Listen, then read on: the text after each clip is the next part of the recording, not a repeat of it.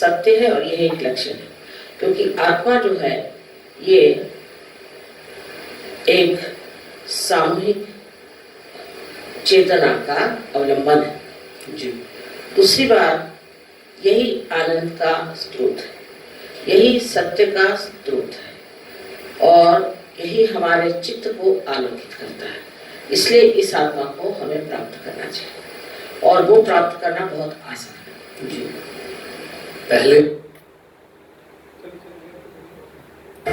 What is self-realization? Self-realization is that so far the spirit which is in your heart, which is witnessing your activities, does not come into play, into your action, nor into your intelligence, nor into your attention. But once you get self-realized, the light of the spirit shines, and that's how your whole attitude towards life changes. You become a transformed personality.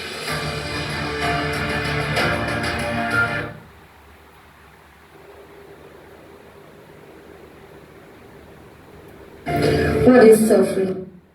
The purpose of his becoming a human being is that he has to become the spirit. Self-realization is the epitome of our evolution, so we all have to become self-realized. We are not aware of the all-pervading power which is doing all the living works, all kinds of living works, which we cannot do. We must get to self-realization. That's the goal of human ascent from amoeba to the stage.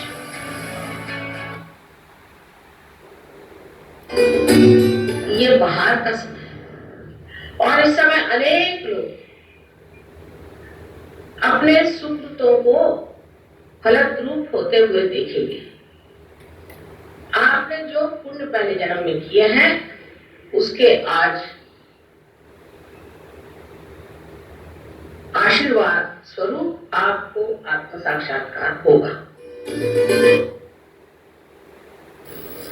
The best part of it, when you are connected to this all-pervading power, you know pure knowledge. Einstein has said about it. Einstein has said that if you go beyond the mind, there is an area called torsion area. And if you can somehow or other touch that torsion area, then you get absolute knowledge. He himself was. ये भी आप जानते हैं, ये last judgement है। Judgement kundalini से ही होने वाला है। और क्या भगवान आपको तराजू में डाल के नहीं देखने वाले?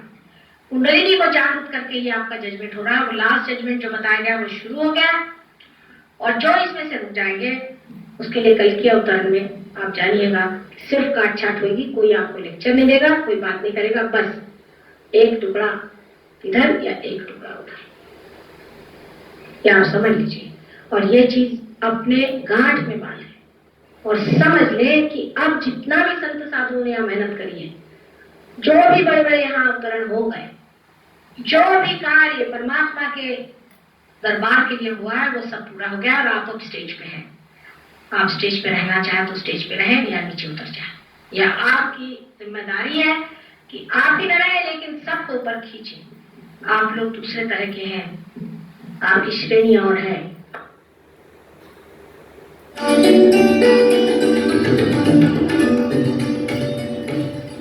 जिस प्रकार एक बीज से अंकुर आ जाता है, उसी प्रकार आप में से ये शक्ति जो आपके अंदर सुप्तावस्था में है, सहज में जागृत होती है। सहज मतलब सह बने आपके साथ और ज माने पैदा हुई। ये शक्ति सहज आपके साथ पैदा हुई है, आपके अंदर स्थित है और इसके साथ आपको योग प्राप्त होता है, माने आप उस परम चैतन्य से जो निराकार में सारे संसार में फैला हुआ, जो अणु में हर जगह अपना अस्तित्व रखता है, वास्तव रखता है, उससे आप एकाकार हो जाते हैं। खेती प्रधान देश है, से क्या होता है कि जो खेती के जो पैदावार है कभी कभी 10 टाइम्स कभी कभी 20 टाइम्स परसेंट एक सूरजफूल इतना बड़ा बड़ा निकलता है इससे इतना ढिलहरी से और बहुत कुछ हो सकता है। तो इसलिए जैसे जो सहयोगी है वो नहीं सोच सकते क्योंकि उनके पास सबसे बढ़िया बीज है, उनके पास सबसे बढ़िया पैदावार है और लोगों से बहुत बेहतर। तो जो देश खेती रोकता है उनके लिए तो सहयोग बहुत कमाल है। दूध भी हिंदुस्तान की गाय अब ज्यादा से ज्यादा 4-5 सेर दूध देती, वो करीबन 12 सेर दूध देती और हम लोगों को हाइब्रिड सीड नहीं लेना पड़ता, साधारण सीड को माइग्रेट करके करने से सकता हूँ। तो आपको किसी कंपनी की गुलामी करने की जरूरत नहीं। What is self-realization? Self-realization is that so far the spirit which is in your heart, which is witnessing your activities, it does not come into play, into your action, nor into your intelligence, nor into your attention. But once you get self-realized, the light of the spirit shines, and that's how your whole attitude towards life changes. You become a transformed personality.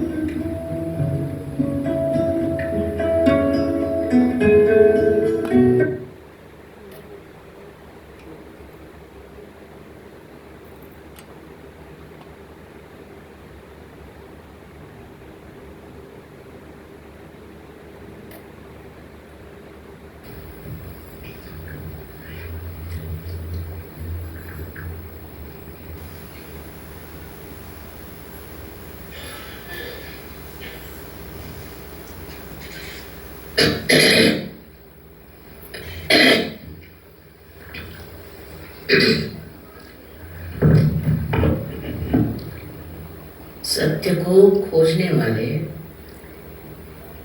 आप सारे साधकों को हमारा प्रणाम।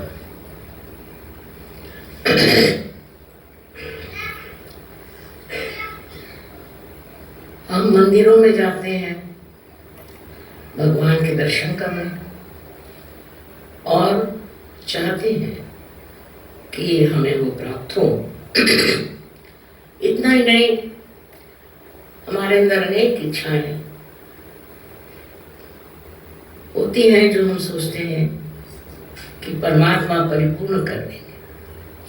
ऐसे अनेक कारणों से हम मंदिरों में जाते हैं कि वहाँ का वातावरण हमें शांति दे और समाधान दे। ये बात तो सही है कि ये सब चीज़ें घटित हो सकती और इसीलिए मंदिर बनाए गए हैं, लेकिन इससे भी आगे कुछ जाने का और कुछ पाने का है, और इसका मूल तत्व भी हमारे हिंदू शास्त्रों में लिखा हुआ।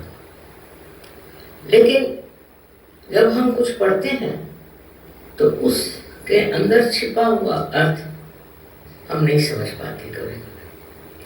अभी आज अच्छा है कि कृष्ण के मंदिर में ही आपने मुझे बुलाया, क्योंकि कृष्ण भी बड़ा महत्वपूर्ण स्थान। हमारे कुंडलिनी के जागरण की जो हम बात करते हैं उसमें कृष्ण का स्थान बहुत ऊंचा है। उनके बगैर तो कुछ काम ही नहीं हो सकता। उनका स्थान हमारे अंदर, यहाँ पीठ के पीछे में कहना चाहिए, गर्दन के नीचे, इस जगह उनका स्थान है। अब ये बात है या नहीं, ये हम जो बात करें सच है या नहीं, इसकी भी आपको प्रचिति होनी चाहिए, क्योंकि हम कह रहे हैं इसलिए आपको मान नहीं लेना चाहिए। और इसी वजह से हम सहयोग में जब आते हैं तब ये होता है कि हमारे अंदर बसी हुई ये शक्ति जो त्रिकोणाकार अस्थि में है, इसको हम कुंडलिनी कहते हैं। ये सारा शास्त्रों में लिखा हुआ है, ये कोई हम ही कह रहे ऐसी बात नहीं। इसका जब जागरण होता है तो वो 6 चक्रों में से गुजर करके 7वां चक्र कुंडलिनी के नीचे होता है श्री गणेश जी का, और 6 चक्रों में से गुजर करके और हमारे ब्रह्मरंध्र को छेदती है, जो यहाँ पर सर पे, इसको अंग्रेजी में फॉन्टेनरी बोन कहते हैं, उसमें से छेद करके चारों तरफ फैली परमात्मा की जो प्रेम शक्ति है, कार्य शक्ति है, जिसे संस्कृत में परम चैतन्य कहते हैं, उससे एकाकारिता प्राप्त करती है। जब ये घटना घटित हो जाती है तब हमारा संबंध उस परम शक्ति के साथ हो जाता है। उससे पहले जो भी हम कर रहे हैं इसलिए कि हम परमात्मा को याद रखें, धर्म को याद रखें, सही रास्ते पर चलें। पर ये सब करने के बाद आगे क्या? कल आपके बच्चे पूछेंगे कि सब क्यों करते हो, इससे क्या फायदा है? और इसका फायदा तभी पता चलेगा जब आपकी कुंडलिनी का जागरण हो करके चारों तरफ फैली इस प्रेम शक्ति से एकाग्रता प्राप्त करें। और इसको सहज इसलिए कहा जाता है कि ये बिल्कुल ही सहज है। सहज तो आप जानते ही हैं मतलब क्या है, पर इसका और मतलब है विश्लेषण से कि सह माने साथ, जो माने पैदा हो। आपके साथ ही ये योग जिसमें कहते हैं कि ये हमारा जीवात्मा जो है वो इस शक्ति से जब एकाकारिता प्राप्त करता है, यही असली योग है। ये योग बिल्कुल सहज है और सबके अंदर स्थित है। आप हिंदू हो, चाहे मुसलमान हो, चाहे ईसाई हो, चाहे आप काले गोरे कुछ भी हो, ये कुंडलिनी शक्ति सबके अंदर स्थित है। तब हम लोग अलग अलग कैसे कह सकते हैं? ये जरूर है कि हमारा भारतीय कल्चर बहुत ऊंचा है, इसमें कोई अपने संस्कृति की विशेषता, और उस संस्कृति की वजह से हम लोग एक कायदे के तरीके से चलते हैं, पर तो भी उसका अंत जब तक हम नहीं प्राप्त करेंगे हमें सुख नहीं मिल सकता, आनंद नहीं मिल सकता, और जो कुछ भी हमें वचन दिए गए हैं वो हो नहीं सकता। इसका जागरण करना कोई कठिन काम नहीं था, लेकिन पहले जमाने में ऐसा देखा गया कि इस तरह की कोई प्रणाली थी, इस तरह की कोई परंपरा थी कि उस परंपरा के कारण एक इंसान को ही कोई जागरूक करता था, एक ही आदमी उस दशा में जाता था। मुझे लगता हो सकता है उस वक्त लोगों को यह भी डर हो कि कोई जागरूकता अवस्था में चला जाए तो उसको सब लोग सताएंगे। आपने सुना होगा कि हमारे देश में जहाँ इतनी भारतीय संस्कृति है किस तरह से हर एक अवतरण को भी और हर एक परमात्मा के भक्तों को भी, इतना ही नहीं पर संतों को भी लोगों ने बहुत सताया। और पता नहीं क्यों सताते थे, मुझे समझ में नहीं आता कैसे सताने की जरूरत क्या थी, पर कुछ ऐसा हो जाता था स्वभावतः कि वो लोग संसार में रहने लायक नहीं रहे। आपने ज्ञानेश्वर जी के बारे में भी सुना होगा कि इनको इतना सताया कि 23 साल की उम्र में उन्होंने अपनी समाधि ले ली। जीते जागते 23 साल की उम्र में उन्होंने अपनी समाधि ले ली। इतना हम लोगों ने उन्हें सताया। उसके कारण ये थी कि मनुष्य समझ ही नहीं पाता था कि ये जो सूक्ष्म बात कहते हैं इसमें कोई अर्थ है। और इसलिए इस तरह की बहुत सी घटनाएं अपने देश में भी हुई कि लज्जाजनक है। हम लोगों ने संत साधुओं को बहुत सताया, बहुत छिपाया, क्योंकि वो प्रेम में रखते थे। उनका विश्वास तो था ही भयंकर जबरदस्त था, और वो प्रेम में रख रहते थे। इस वजह से शायद हो कि लोगों को अच्छा नहीं लगा। बहरहाल उसका कारण कुछ भी हो, बात एक कहने की ये है कि हमें भी उस चीज को प्राप्त कर लेना चाहिए। आज समाज में जो 72 देशों में चल रहा है, तो ऐसी कोई समस्या खड़ी नहीं होगी जब आप संत हो जाएंगे तो आपको कोई तकलीफ होगी। पर संत होने के लिए कोई चीज छोड़ना छाड़ना ये गलत बात है। कि जैसे बुद्ध धर्म आने पर लोगों ने ये शुरू करी चीज, लेकिन तब आदि शंकराचार्य 6ठी शताब्दी में आए और उन्होंने कहा सब बेकार चीजें।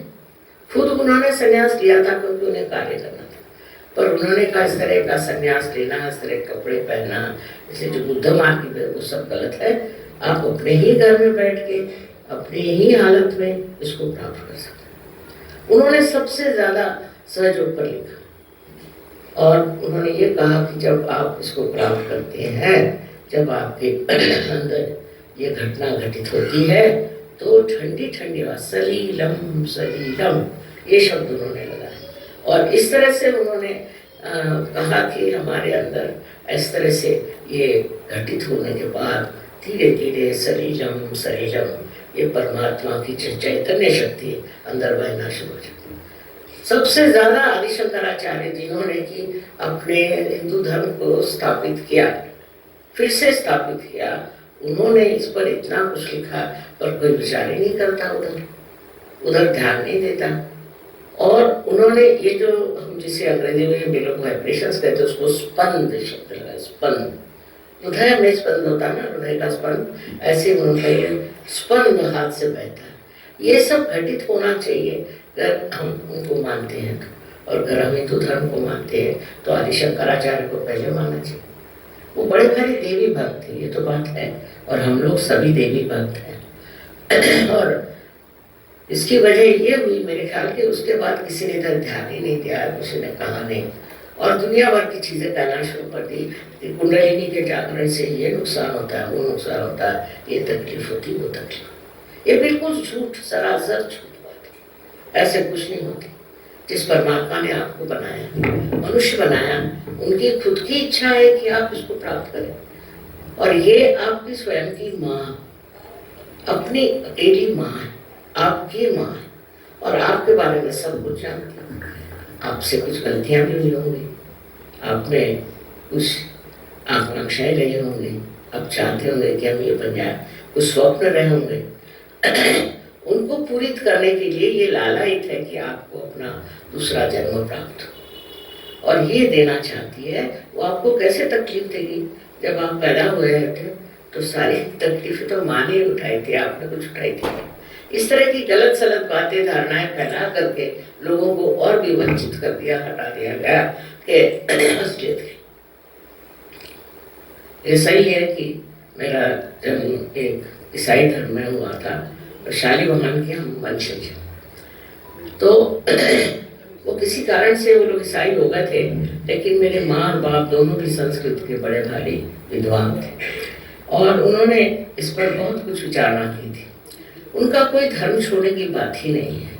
असल में बात है कि जो धर्म का बड़ा धर्म है, जिसे हम स्वधर्म, शिवाजी महाराज ने कहा था कि अपना स्वधर्म पढ़े, स्वधर्म बढ़ाइए। स्व क्या? स्व आपकी आत्मा है और उसका धर्म बढ़ाने को शिवाजी महाराज कह देते।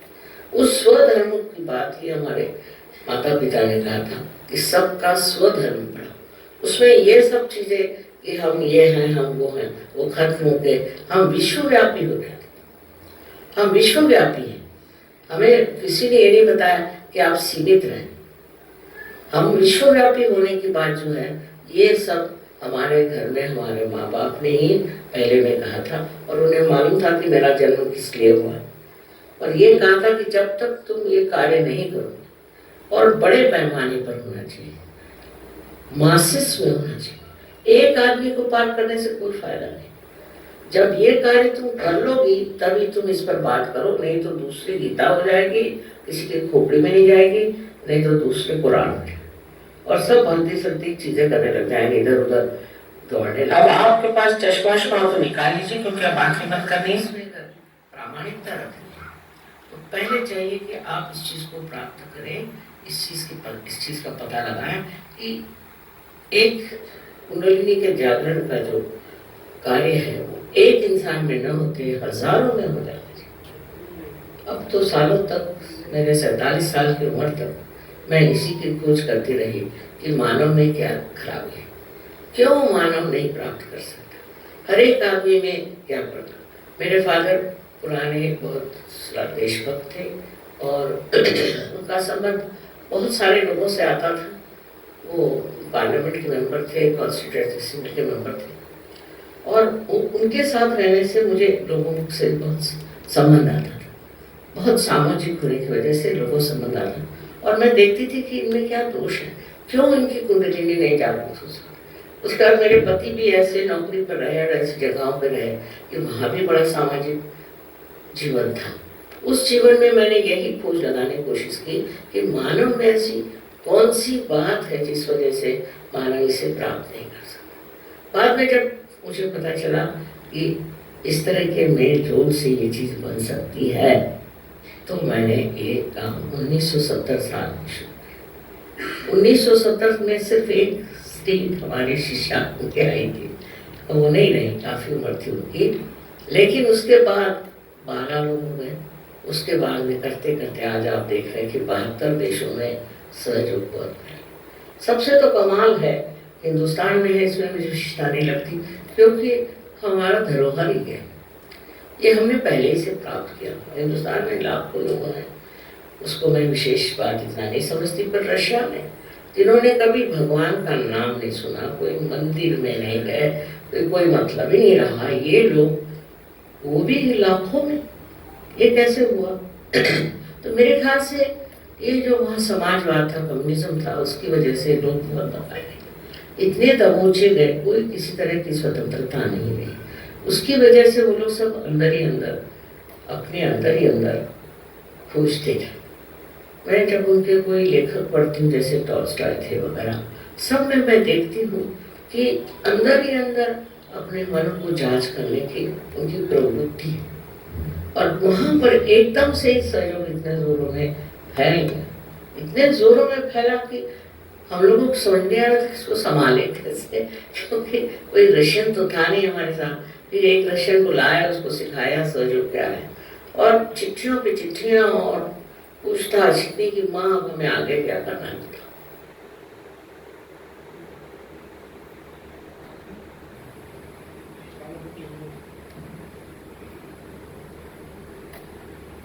आपने संक्षिप्त रूप से श्री माता जी के विचार सुने।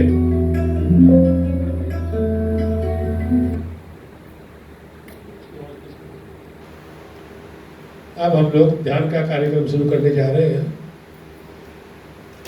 अभी आपको श्री माता जी से डायरेक्ट करवा रहे हैं। श्री माता जी जैसे जैसे ध्यान करवाएंगी, हम सबों को वैसे ही करना है। पहले वो समझाएंगी, तो पहले जो बताएंगे उसमें करना नहीं, आपको केवल समझना है। जैसे बोलेंगे कि लेफ्ट हैंड मेरी ओर करो, तो हम लोग के मंदिर में श्री माता जी की फोटोग्राफ रखी है, आपके बगल में भी लगी हुई है, इधर भी लगी हुई है। तो जिस फोटो में भी आपको देखने में सुविधा हो, आपका कंसंट्रेट होता हो, उसी फोटोग्राफ को आप देख लीजिए अच्छी तरह। लेकिन जब ध्यान करेंगे तो आपको आंखें बंद करके आपने जो पिक्चर पसंद आई है उसको महसूस करना है कि आप सिर के ऊपर तालू भाग में उसको देखें, महसूस करें। जैसे आप आंखें बंद करके आप अपने घर के बच्चों को देख सकते हैं। अभी आप किसी भी जानने वाले को भी याद करेंगे तो उसका चेहरा सामने आ जाता है। आपकी कोई प्रिय वस्तु उसको आप देख लेते हैं। भगवान में बैठे हुए आप जहाँ भी रोज मंदिर में जाते हो, आँख बंद करके आप उनकी छवि को देख लेते हैं। ऐसे ही आप वहाँ की सारी छवि में जो छवि आपको याद रह सके थोड़ी देर के लिए, उसको जी भर के देख लीजिए पहले। फिर जब आपको कहा जाएगा आंख बंद करके उस छवि को, या श्री माता जी अभी जो लेक्चर देगी वही छवि आपको अच्छी लगे तो उसी को मन में बिठा लीजिएगा। और 10-12 मिनट लगेंगे तो उसको आप आंख बंद करके देखिएगा। और माँ पहले समझाएगी कि लेफ्ट हैंड माँ की तरफ और राइट हैंड को हृदय पर रखें। हृदय के बाद फिर बोलेंगे पेट के ऊपरी हिस्से पर रखें। पेट के ऊपरी हिस्से के बाद बोलेंगे पेट के बिल्कुल निचले हिस्से पर रखें। ये सारा काम राइट हैंड से होगा और लेफ्ट साइड में होगा, लेफ्ट साइड में होगा, राइट हैंड से। अभी आपको नहीं समझ में आया तो जब ध्यान शुरू हो जाएगा ना उस समय बीच चीज में कोई बातचीत नहीं होगी और बीच में आप उस समय कोई प्रश्न भी पूछेंगे तो सब डिस्टर्ब हो जाएंगे। तो अभी कोई बात नहीं समझ में आए तो एक बीच में जो बात समझा रही है आपको नहीं समझ में आए तो उसको रोक देंगे कुछ सेकंड के लिए। और नहीं समझ में आए तो आप पूछ लीजिएगा, आपको बता देंगे, फिर ध्यान शुरू करेंगे। और उसके बाद फिर उसी हाथ को ऊपर लाने बोलेंगे वहाँ स्वादिष्टान चक्र में सबसे नीचे, फिर पेट के ऊपरी हिस्से में, फिर हृदय में, फिर गर्दन पे। तो गर्दन में बहुत से लोग ऐसे रख लेंगे, ऐसे नहीं रखना है। जैसे आपको भी कहे कि गर्दन पे रखिए तो जनेऊ की तरह इस हाथ को आगे से लाके और यहाँ गर्दन पे रखेंगे और गर्दन को दाहिने साइड घुमाएंगे। हाथ को यहाँ रखेंगे और गर्दन को दाहिने साइड घुमाएंगे। उसके बाद श्री माता जी कहेंगे इसको फोरहेड पे रखिए। तो ऐसे इसको जैसे सर दर्द में अब दुखता है उसको दबाते हैं, ऐसे दबाएंगे और थोड़ी सी गर्दन झुकाएंगे। फिर माँ कहेंगे इस बिंदी के ठीक पीछे जो बेक आज्ञा का चक्र, ये हथेली जो है इसको आप यहाँ पीछे रखेंगे और इसका वजन अपने हथेली पे देंगे। पूरा वजन इसकी हथेली पे, पूरा जो वजन हथेली पे देंगे। आप आकाश की तरफ आपका चेहरा रहेगा, लेकिन आंखें बंद रखनी है आपको। उसके बाद अंतिम 7वां चक्र इस हथेली में से तान लीजिएगा। तानने से होगा इस हथेली का प्रेशर बढ़ जाएगा यहाँ पे। इसको जो आपके गले में एक कर्व लटकता है ठीक उसके ऊपर, जिसको तालू भाग कहते हैं। बचपन में बच्चे की हड्डी जो ऐसे फुदकती है, यहीं से वो नीचे जाके सोई थी, उसको यही लाना है। और वो माँ की कृपा से होगा। आप हवन करेंगे, यज्ञ करेंगे, तीर्थस्थान जाएंगे, कितनी भी पूजा पाठ करेंगे वो नहीं होगी। लेकिन जहाँ आप बैठे हैं माँ साक्षात यहाँ ही है और माँ ने यहाँ बैठ के ध्यान किया है 92 में। तो आप इसको ऐसे करके इसको ऐसे दबाइएगा, प्रेशर हथेली के, उठानी नहीं है।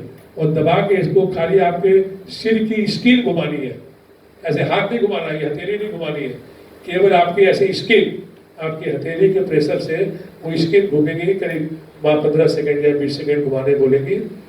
फिर वहाँ से कुछ आवाज़ आएगी, जैसे जैसे माँ बोलेगी वैसे वैसे करते जाइएगा। इतना ही करना है आपको, ठीक है।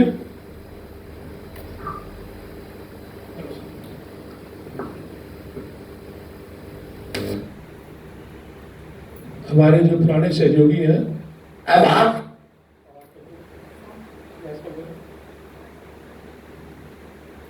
पुराने सहयोगी कोई अगर भाई नया गलत करता होगा तो चुपचाप जाके उसको ठीक करवा देगा।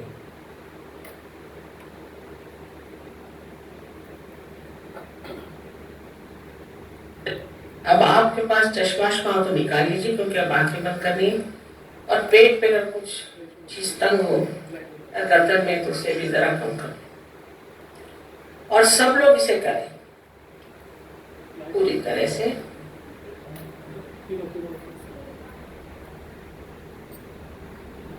इससे मैं कहूंगी प्रसन्न चित्त।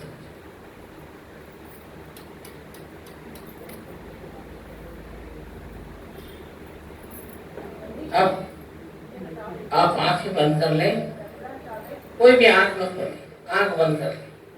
अभी आप समझ लीजिए भाई। और अपना हाथ हृदय पे रखें।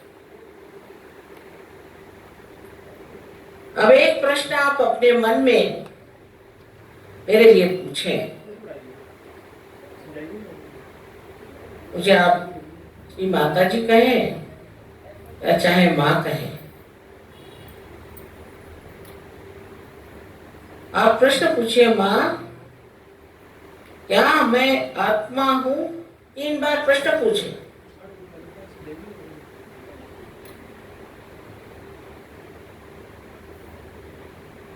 ये बड़ा मूलभूत प्रश्न है।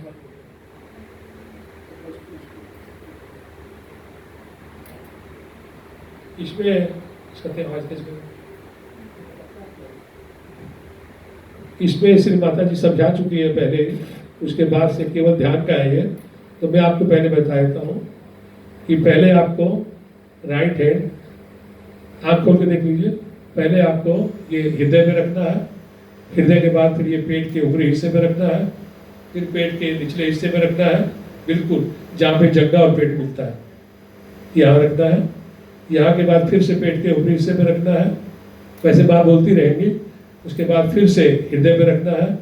हृदय के बाद आपको जैसे बताया था जनेऊ की तरह गर्दन पे रखना है, गर्दन को दाहिने घुमाना है, फिर फोरहेड पे, फिर इसके पीछे और फिर सहस्त्रार में। ध्यान शुरू करवा रहे हैं बात, तो आप देख लो स्टार्टिंग से कर दें।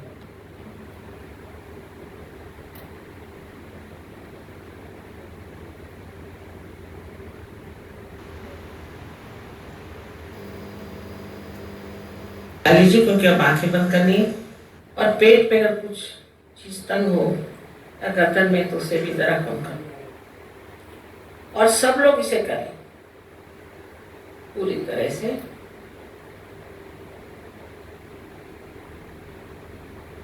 इससे मैं कहूंगी प्रसन्न चित्त।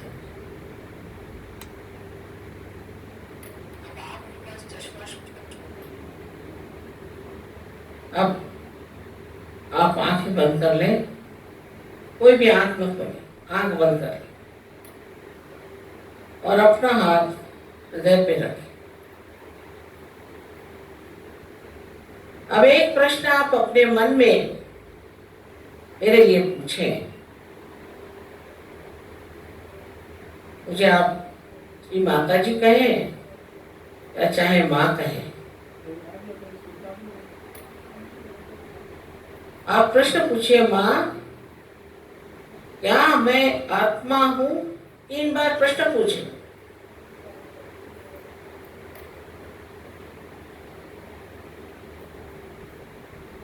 ये बड़ा मूलभूत प्रश्न